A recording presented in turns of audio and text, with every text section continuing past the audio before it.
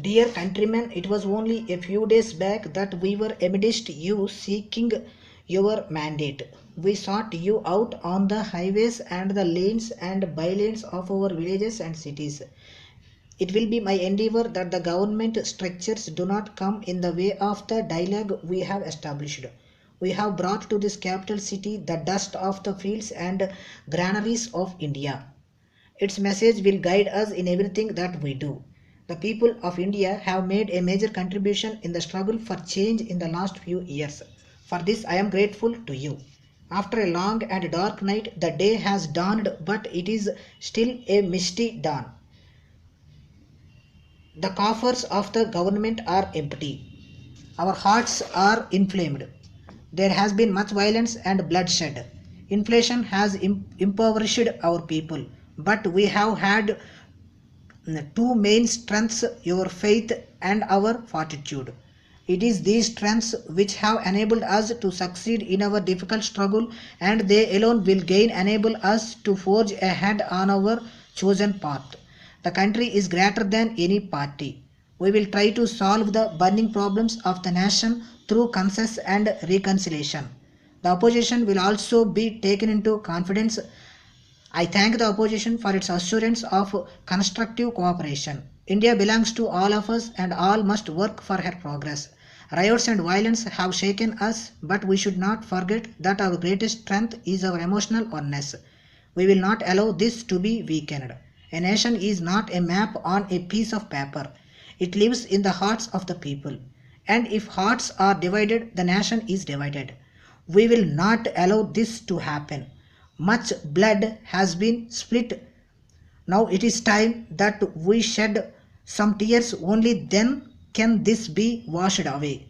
The vast country cannot feel the glow of freedom if power is concentrated in government secretariats. Millions and millions of our people in villages, towns, and cities of India should have the responsibility of governing themselves. We shall bring forward legislation for genuine Panchayat Raj which will respect the imperatives of our federal structure.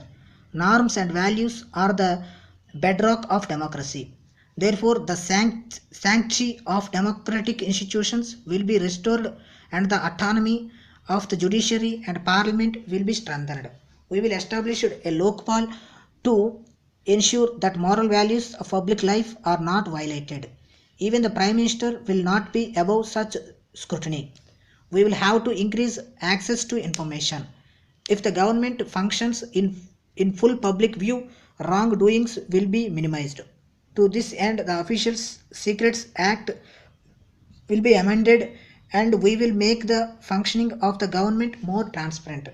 Secrecy will be maintained only where the interests of national security and foreign relations so warrant. Free flow of information is a prerequisite for democracy.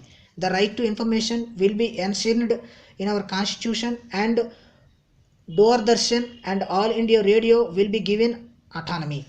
Inflation has hurt the poor. It is in these difficult circumstances that we have taken office. These difficulties will bring forth all our strength and resolution. In this we require your support. India lives in these villages. Today there is a flight of wealth, labor and talent from the villages. As long as these continue, the villages will remain economically weak. We have resolved that at least half of the investment outlays should be channeled to the rural areas.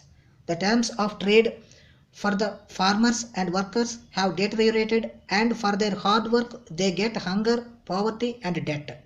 The small farmers, landless laborers, agricultural laborers and weavers will be provided debt relief. While agriculture is the mainstay of our economy, we will also have to strengthen industry. A strong India requires a strong industrial base. Therefore, industries will be helped constructively, particularly small and agro-based industries.